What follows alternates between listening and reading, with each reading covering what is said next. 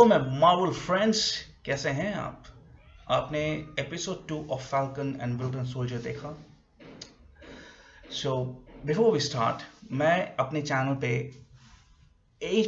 Every episode of Falcon and Winter Soldier का breakdown देने वाला हूँ because I was sharing this with few of my friends that Marvel अभी जो Hotstar पे डिज्नी के साथ जो अपने शोज ला रहा है, सीरीजेस ला रहा है, इसमें बहुत सारे कॉमिक बुक रेफरेंसेस। अगर आपने कॉमिक बुक नहीं पढ़ी है बचपन में अबाउट एवेंजर्स और अबाउट मार्वल एंड डीसी, सो काफ़ी चीज़ें हैं जो आपको नहीं समझ में आएगा। आप यू विल बी लाइक, ये चल क्या रहा है, ये हो क्या रहा है। So unless you are a comic book fan और आपने वो कॉमिक बुक्स पढ़ी हैं, you will relate to it and I'll help you to relate to it. It's not just one show, it's not just one episode. This will continue to go on. WandaVision में भी यही हुआ था. All those folks जिन्होंने comic books नहीं पढ़ी है, जिन्होंने पुराने सिटकॉम्स नहीं देखे हैं, उनको WandaVision नहीं समझ में आया. And I'm not blaming them. That's okay. You have me. मैं आपको कॉमिक बुक रेफरेंसेस दूंगा, मैं आपको कॉमिक बुक ट्रिवियाज दूंगा. So with each breakdown of the episode, I'll try to give it a breakdown to my best of my knowledge. And हर एक video breakdown में मैं दो पार्ट में इसको डिवाइड करूंगा. पहला part will be a no spoiler. अगर आपने वो सीरीज वो एपिसोड नहीं देखा है, so still you can watch my video till this part, and after that I'm gonna give a disclaimer of spoilers. After that I'm gonna explain or talk about the episode and the storyline in detail. You can say kind of a story explanation, जिसमें मैं बहुत सारी comic book trivias दूंगा, बहुत सारी comic book references दूंगा, and maybe it will help you, if not help you to understand the series better, but at least help you to get interested about the series. Let me know आपको ये कैसा लगा, ये idea of giving a breakdown with comic book references, and you can find that on my channel with a separate playlist for each and every Marvel show, right from Falcon and Winter Soldier. With this, let's start with the review of Falcon and Winter Soldier. So पहला part, जैसे मैंने कहा कि it's gonna be no spoiler review. So हम starting में क्या देखते हैं? So Falcon and Winter Soldier finally they team up, and when they team up, उनमें जो बातें होती हैं, so Bucky is not exactly happy with Falcon कि Falcon ने अपना शील्ड दे दिया गवर्नमेंट को और बेसिकली डोनेट कर दिया या सैक्रिफाइस कर दिया गवर्नमेंट के लिए. Bucky feels, क्योंकि स्टीव रॉजर्स ने सैम विल्सन को वर्दी माना था उस शील्ड का, सो फैल्कन को रखना चाहिए था. Falcon AKA Sam Wilson, like Steve Rogers AKA Captain America, AKA means also known as obviously. So Bucky बोलो, Bucky Barnes बोलो, Winter Soldier बोलो, या Steve Rogers बोलो, या Captain America बोलो, same way Bruce Banner बोलो, या Hulk बोलो, Tony Stark or Iron Man, same way Falcon or Sam Wilson. So like I said, Bucky is not happy with Falcon giving up the shield.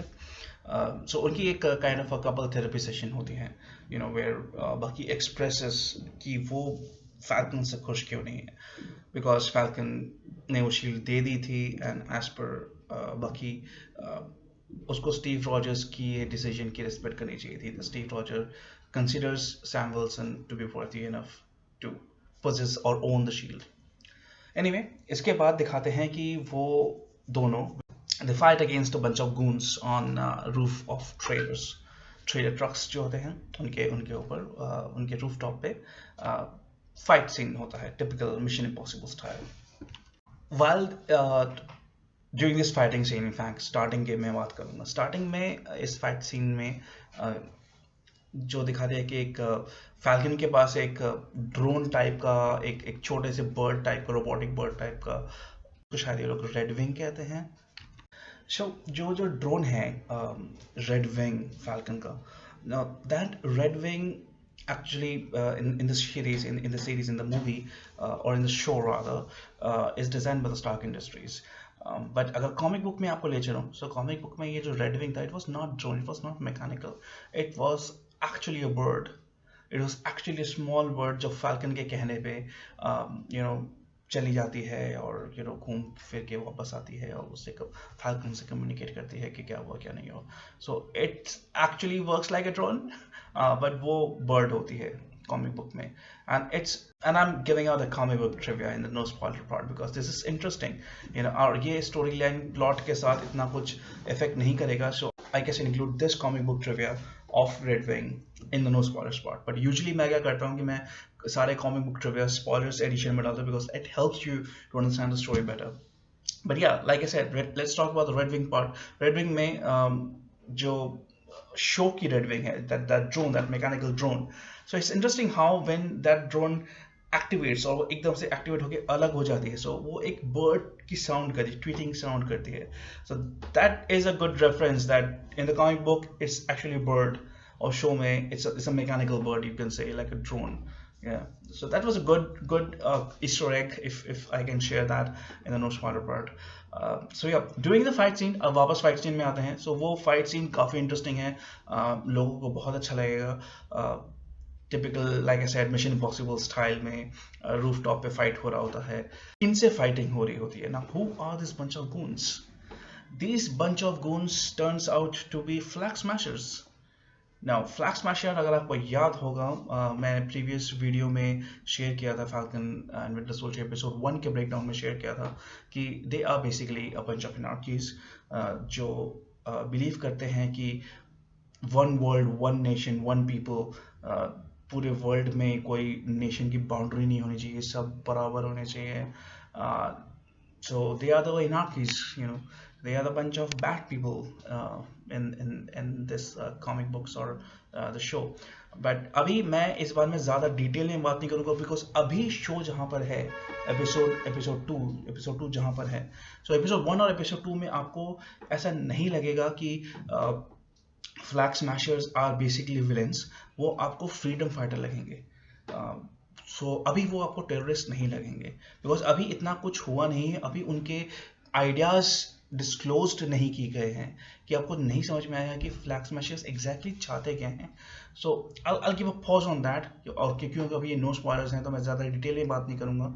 So let's just talk about the scenes now कि जब वो fight हो रहा होता है. सो उसमें there's a hostage, और वो hostage जब भगीबांग जब वो hostage को सेव करने जाता है, so it turns out to be she turns out to be Undertaker's brother Kane. मजाक में कह रहा हूँ बिकॉज वो जो मास्क पहना होता है फ्लैग स्मैशर्स के ग्रुप ने, it reminds me of Kane. You tell me and drop in the comments below अगर आपको भी ऐसा लगा, वो रेफरेंस सिमिलैरिटी लगी आपको केन के साथ. जब वो फाइट हो रहा होता है विंटर सोल्जर एंड फाल्कन का उन फ्लैग स्मैशर्स के साथ, तो वहाँ पे अचानक से हेलीकॉप्टर से जंप करते हुए, स्टाइल से एंट्री मारते हुए हमारे न्यू कैप्टन अमेरिका, और let's say captain not America, क्योंकि मेरे लिए तो personally captain America will always be Steve Rogers, जो क्रिस एवंस ने प्ले किया था. He is captain America. चाहे जितने भी कैप्टन अमेरिकाज आ जाए, he will be the Captain America for me. And if you also feel कि आपके लिए भी स्टीव रॉजर्स ही कैप्टन अमेरिका है, so press the like button and express your interest in that. अब क्या होता है कि कैप्टन अमेरिका और captain not America, John walkers जो हैं, उनके साथ उनके साइड किक पे आते हैं. एक नए साइड किक मिले हैं उन्हें, उनका नाम है Lee Hoskins. Now Hoskins and John Walkers, they join in Falcon and Winter Soldier और काफ़ी अच्छी तगड़ी लड़ाई हो रही होती है. But somehow Flag Smashers, they overpower all four of them. And वो दोनों ultimately अपने trailers के साथ निकल जाते हैं इन चारों को खदेड़ के. अब यहाँ पे हम एक चीज़ देखते हैं. Hoskins हैं, ये अपने आप को बैटल स्टार बताते हैं. एक सीन आता है जब ये चारों एक जीप में बैठ रहे होते हैं, चारों मतलब विंटर सोल्जर, फाल्कन, हमारे new Captain America John Walker's और उनके साइड के एक हॉस्किंस.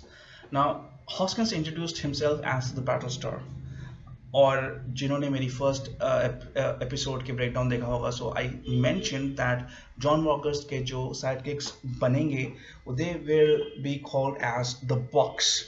और यहाँ पे यू माइट वंडर कि अरे भाई ये तो बैटल स्टार है, इसने तो बक्स बोला था और बहुत सारे साइड किक्स होंगे. सो हैव पेशेंस, वो अल्टीमेटली होगा. सो Yes, Battlestar जो हैं, he will be joining this group of sidekicks of John Walkers, and this group will be called as Bucks. Bucks कैसे हुए? Bold Urban Commandos, BUCs, Bucks. It's a homage to the original Bucky Barnes, and Bucky Barnes, since he was the epitome of sidekick or the assistant or the friend or best friend of Captain America. So यहाँ पे जो new Captain America है, so उनके जो जितने भी sidekicks होंगे, they will be called as the Bucks, Bold Urban Commandos. अब हम यहाँ पे एक और इंटरेस्टिंग सी चीज देखते हैं कि एक नए कैरेक्टर का इंट्रोडक्शन होता है, एसाया ब्रैडली एंड एलाया ब्रैडली. रेमा जो है किसी के घर जाते हैं, and this old gentleman, black African American gentleman,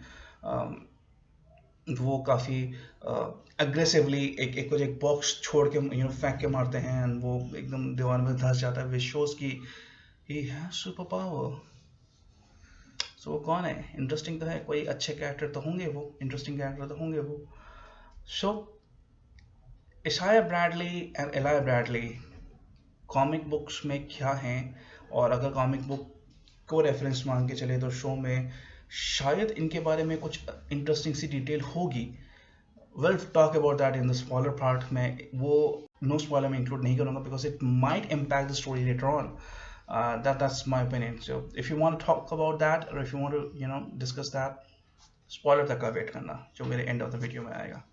okay, right now we don't know कि पावर ब्रोकर कौन है. पावर ब्रोकर का भी एक इंटरेस्टिंग सा पार्ट आता है जब वो फ्लैग स्मैशर को मैसेजेस आ रहे होते हैं, उनसे बात करके पता चलता है कि पावर ब्रोकर कौन है, क्या कर रहे हैं, और ये फ्लैग स्मैशर क्या ले जा रहे हैं ट्रेलर्स में. बिकॉज वी हैव सीन कि जो कार्गो ले जा रहे होते हैं वो ट्रक में, ट्रेलर्स में, उनमें वैक्सीन टैग करके लिखा होता है. सो वो वैक्सीन क्या है, वो ऐसा क्या टेलीपोर्ट कर रहे हैं, क्या ट्रांसपोर्ट कर रहे हैं, उस बारे में हम बात करेंगे, बट स्पॉयलर्स में. ऑल्दो इस बारे में डिटेल में इस एपिसोड में नहीं बताया गया है, but what I will share from the comic book knowledge and that might impact the plot, so इसलिए मैं वो spoilers में include करूँगा. As of now, the Smart Smashers are shown as freedom fighters. John Walker is shown as hero. So ये मेरे first episode के breakdown से totally different है.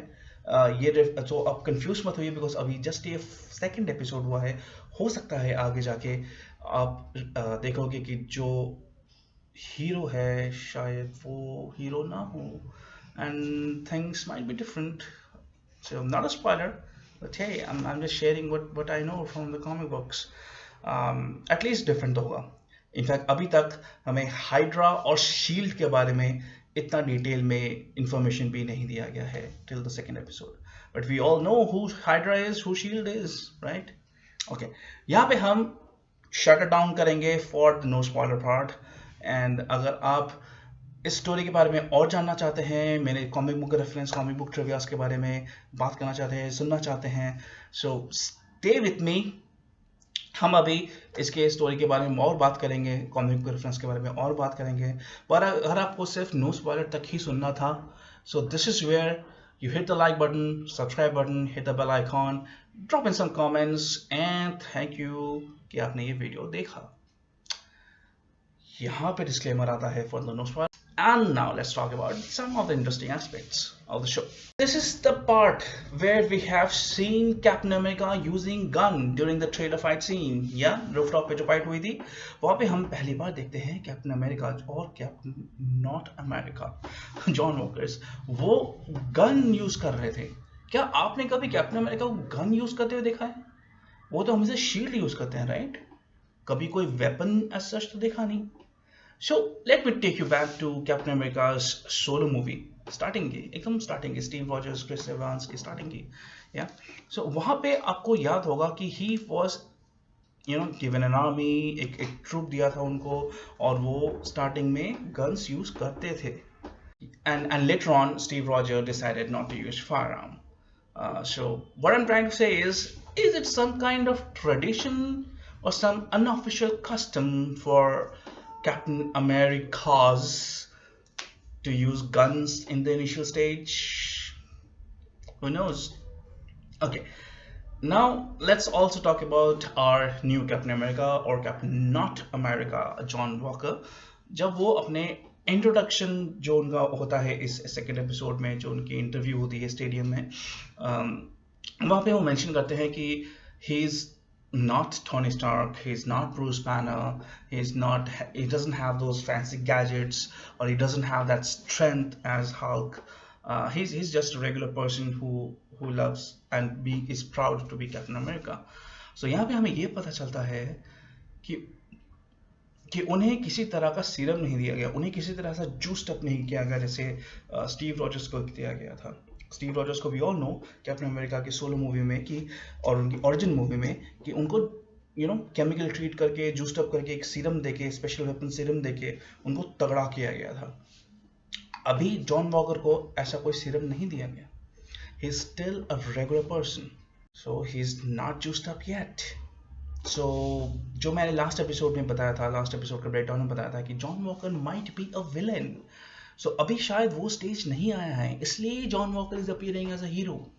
शायद फ्लैग स्मैशर के पास जो कार्गो वो ले जा रहे हैं ट्रक में, ट्रेलर में, वैक्सीन लिखा हुआ है, इज दैट सुपर सीरम?